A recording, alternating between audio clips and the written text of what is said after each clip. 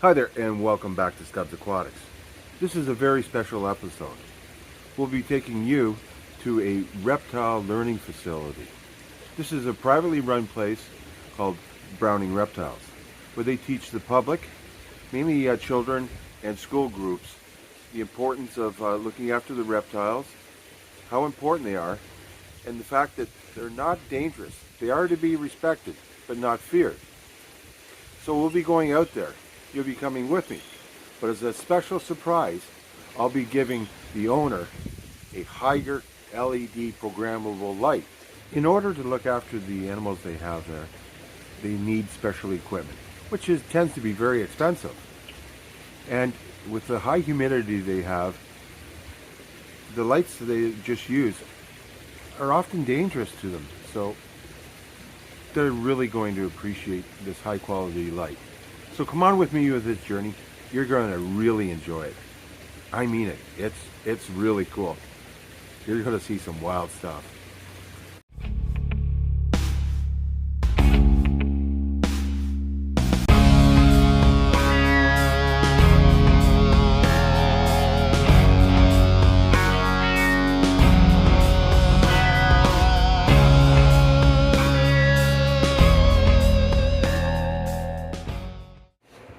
Well, this is Sarah from Browning Reptiles. She's the owner and proprietor of this great establishment. She's going to take you for a bit of a tour and show you some of the exotic animals they have. Hey folks, so I've got Libby here. She is a crested gecko, and I want to say welcome to Browning Reptiles. We're just going to take a quick walk about the reptile bar. I do call it the reptile bar because we have so many different flavors of reptiles. One of the biggest things about reptiles is they are feared. So reptiles, not very many people are familiar with them or have ever had any hands-on experience with them. And because of that, they fear them. So let's say snakes, invertebrates like your tarantulas, sometimes even a cute little gecko like Libby here.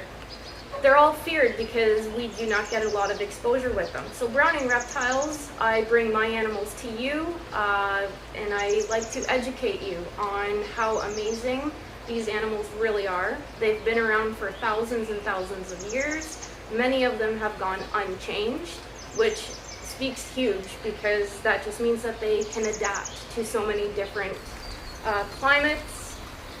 And I want to say thank you to Stubbs Aquatics for coming and featuring me. It's funny because, you know, when it comes to fish and owning aquatic animals, there are a lot of similar needs that need to be met. So when it comes to lighting and humidity, you know, the two of them, they work hand in hand, and sometimes it's hard to find the right type of equipment that allows the humidity to come in contact with it.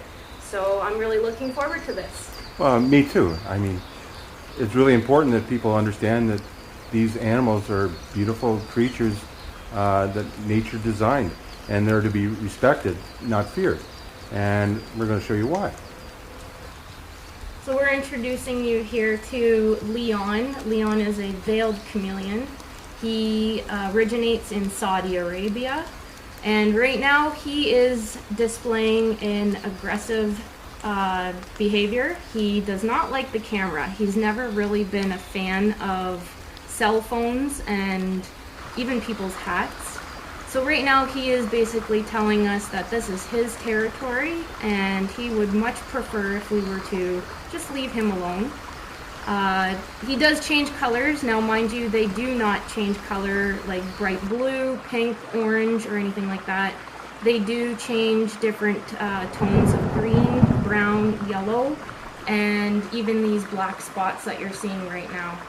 At night, he will turn a very bright lime green, which seems a little backwards because you'd think at night they would turn a dark color.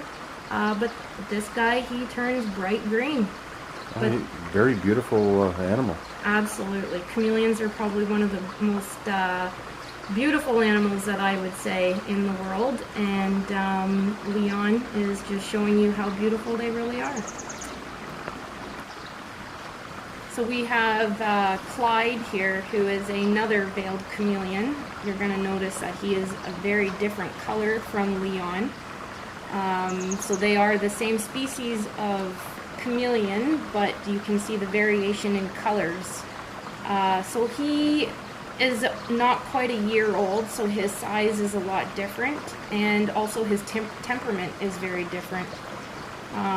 He is unsure of the camera as well, but he is more unsure of us, and we're working on it. So each one of these animals requires a lot of interaction and enrichment in order to get them tamed down to handleable and sociable temperament, but it's well worth it, and every day that you spend with these animals, you see a little bit more, you see a lot of improvement.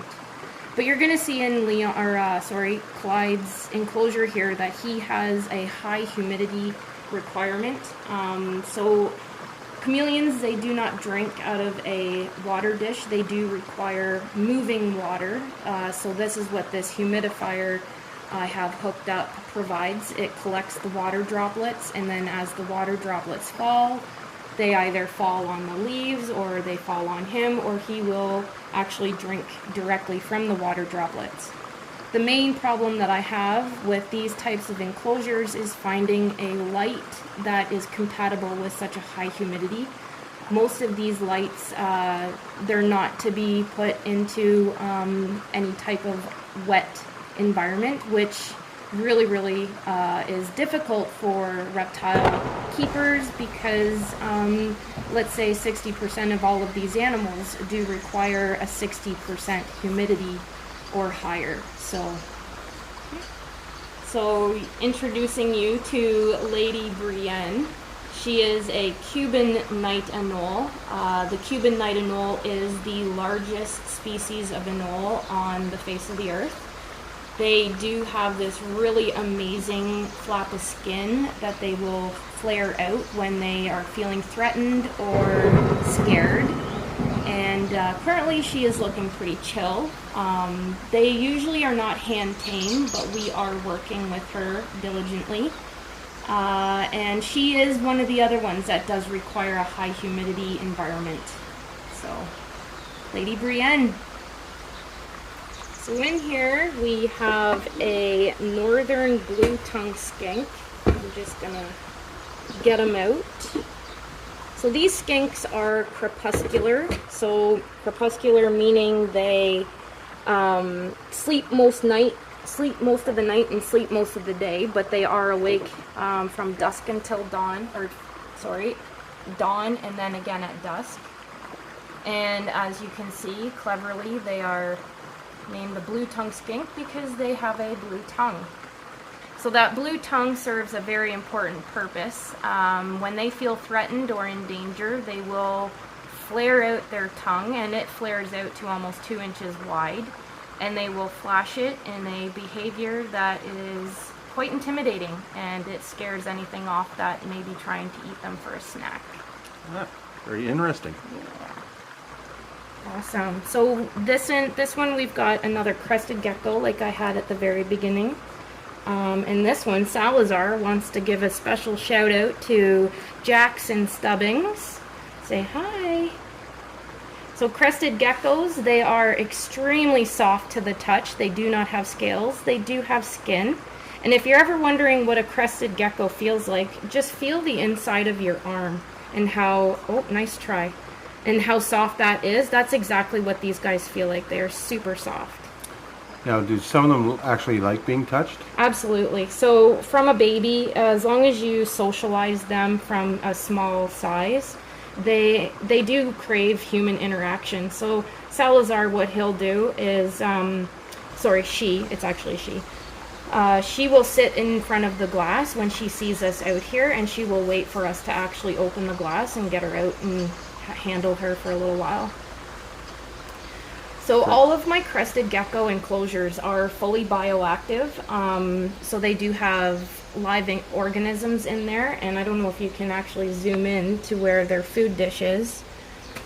might be hard to see, but there are microscopic isopods that live in the substrate in here, and what they do, they act as cleanup crew. So any fecal matter that is dropped down, the isopods will consume. They release good nitrogen into the soil, and that helps any live plants that I have growing in there. But what would really help the live plants growing in there would be some full spectrum LED lights. So that's Buddy. Buddy is a leopard gecko. So you just met a crested gecko.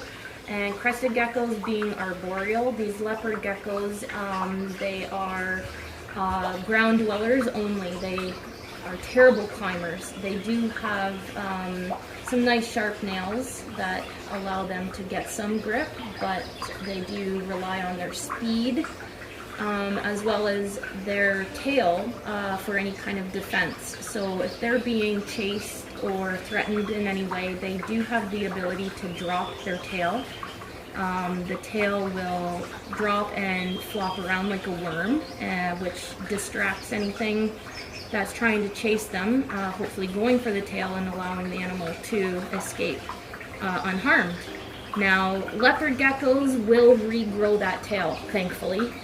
Crested geckos, unfortunately, they do not regrow their tail. So crested geckos only have that one lifeline, where leopard geckos do have the ability to regrow.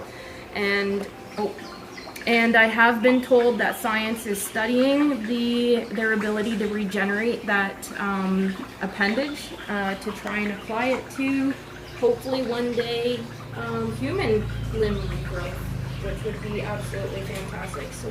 So there is hope for a stub? Absolutely. Absolutely.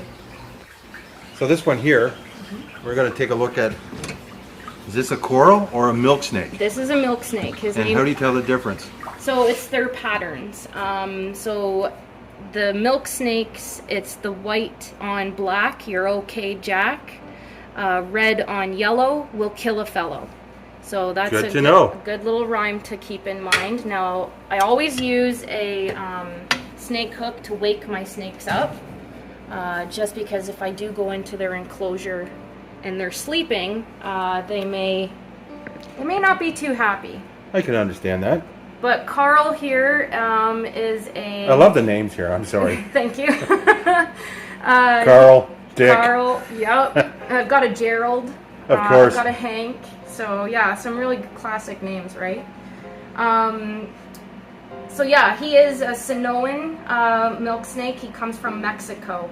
So we do have milk snakes that live in North America and even around here in Ontario. We do? We do, yep. But they're brown. Yep, they're a brown color. So they look absolutely nothing like this, but they are still a milk snake.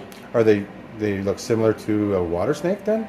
So no, the scales on a water snake are rough. Yep. Where a milk snake, it's still going to be pretty smooth. But they are colubrids, so they do not wrap themselves around their prey like a python or a boa constrictor do.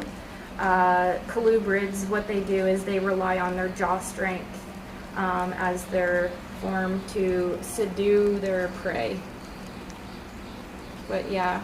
Carl, each one of these snakes has their very own personality. Carl I could wear around like a piece of jewelry. He'd be more than happy hanging around my neck or around my wrist. Well, I'm sure it appreciates the additional heat, right? The heat, that's exactly right. So they do rely on external heat. So a lot of these enclosures will have a heat bulb, especially in the wintertime. In the summertime I don't really require that so much, except for the desert animals, but because it's usually a whopping 80 to 85 degrees Fahrenheit in the reptile bar. Yeah, I'm kind of feeling it there. Yeah. We may have to coerce you into a beer. Yeah. Hey, I've been known to have the odd one. Liquid courage, Stubbs. Are you ready to hold a snake yet? I'm drinking. Oh, hell yeah. No. Well, 10 beers. See, I'm holding a snake. Okay, I'll hold the real snake. All right. See, I'll have to unwrap them from my wrist here. I'm unwrapping him. Yeah, manhandle him. You're not going to hurt him. He's not Really? going to be afraid. Not at all. I can't believe how soft he is. So they are cold-blooded, so they are going to feel a little chilly. But they're not slimy or wet, where a lot of people have this misconception of... Well, you know, handle the garter snake. Absolutely. But it doesn't feel anything like this, and the musculature on this is just phenomenal. Wow. It is impressive, and I think that may be one of the things that people get their fear of snakes, is that they're afraid that they're going to get hurt by them. But you know, you are stronger than almost all snakes out there. He looks good on you. Oh yeah, just wrap around my head. Oh yeah. Oh yeah. Awesome. Keep all the bugs away. Jackson, are you watching this? I'm finally doing this for you. Awesome. Well, Jackson, you need to come and have a hangout at the Reptile Bar, Browning Reptiles Reptile Bar. I think we will. Excellent. Oh, he's running. That is Clark, and Clark is a yellow Niger Uromastyx. So they do come from Nigeria. I'll actually dig him out because he's going to go and hide in there. Yeah, I see he's not really impressed about this whole experience. Well, they are a breeding pair. I do have a Lois in here to go with Of Clark. course.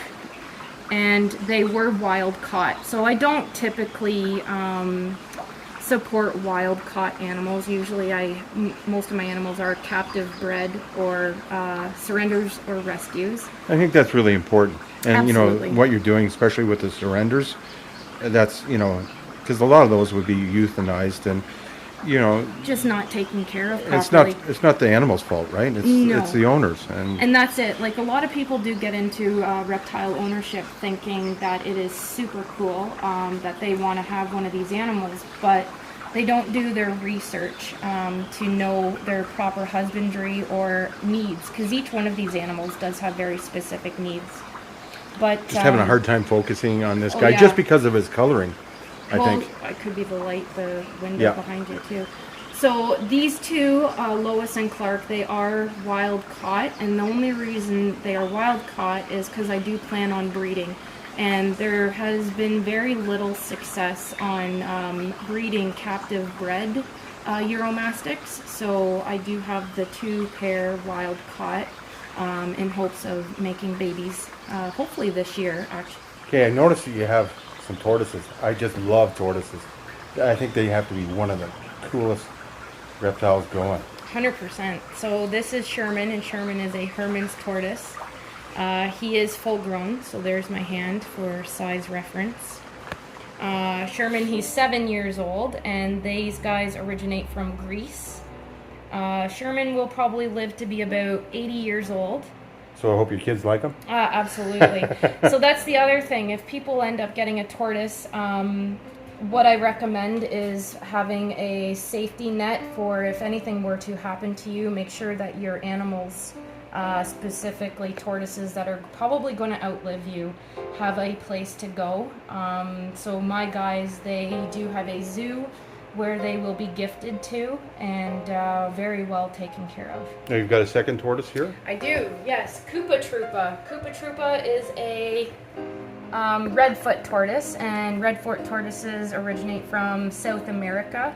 Koopa here is nowhere near full grown. She's going to be about 12 inches in diameter when she's full grown. Right now she's 4.5 years old. So I do say she, but we really don't know if it's a he or a she yet. They reach sexual maturity when they're about 8 years old. So another 4 years and we'll be able to tell if Koopa Troopa here is a male or female. So here we have some boa, and I see there's a few. Yes, so this is my snake collection. Browning Reptiles, we have half of our collection is probably about snakes, different species of snakes. I don't think I mentioned that before actually. We have 60 individual animals covering 29 different species. And the boa constrictor here, Handsome, I'm going to get Handsome out here, is one of our 2 boas. And another thing to mention is all of our snakes are kept under lock and key, so you do require a key to access all of their enclosures. That's really cool. And safe. Safety first, especially these guys, because snakes are escape artists. And yeah, boas are relatively a strong snake. they are definitely one of the stronger snakes that I own, and again, I use the snake hook to reach in to wake him up, make sure he knows that it's not feed day and that I just want to socialize. So boa constrictors, they are semi-arboreal, so we do get our snakes out on a regular basis for enrichment purposes, socialization, and it's good exercise for them to get out and climb. The best thing for them actually is to climb stairs. Oh, really? Yep. So I've heard that for me too, but yes, stair climbing, honestly, it's good for the glutes. oh yeah, let's work on Stubbs' glutes. I'm trying to get him to face you here so you can see his handsome, he's got a mustache there. Oh, I see that. Yeah. So that's a characteristic unique to boas. Now boa constrictors, they are constrictors. Funny thing, right? So they do wrap around their prey, and the boas are definitely one of the more powerful snakes out there. They use all of their muscle all the time. So when you hold a different type of constrictor, like one of my ball pythons, you're going to feel a big difference muscle ways. These guys, they don't really like to sit still much, so I don't call them ones that you'd want to sit down and watch a movie with, but there are snakes that I own that you would absolutely love to sit down and watch a movie and hang out with you for an hour and a half or so. So that's handsome. That's a cool looking dude. He super is, yeah. So I've asked for the most dangerous snake you have, which is called Sweet Pea. Sweet Pea. Yeah, far from it. Sweet Pea is a ball python. She is a full-grown female, and ball pythons come from Africa. So the wild type is what you see here that Stubbs has got. And like I say, for any one of my shows, whether you're turning 1 or you're turning 100, Sweet Pea is the snake to be held by anyone in any age. I do call them the snake puppies of the snake world because they actually do like to be held by their people. Isn't she sweet though? I like her. Absolutely. So yeah. Well, what do we have here? Yeah, we're gonna switch it up a little, eh? So I call these guys some of my fuzzies because they're fuzzy. They are mammals. So these are sugar gliders. These particular ones come from Australia. Obviously not wild caught Australian, but that's where they originate from. Now, how many is there? There are 3 in here. There's my! I know, Lollipop, Tootsie Roll, and Steve. Steve? Steve is the one with the white. He's the white butt here hanging out. So these guys are nocturnal. They sleep all day and they love to hang out in this pouch. They are marsupials. So other marsupials that people are familiar with, kangaroos, koala bears, possums. Yep. So they love their pouches because that's where they grew up. And so they're not a flying squirrel, but they're a marsupial. They are a marsupial, that's right. And they glide and they love sugar. So they eat nectar, honey, really sugary fruits. Their diet in captivity is very, very specific. It's actually a list long of stuff that you gotta put into their food to ensure that they... Sorry. That's okay, they're so cute, eh?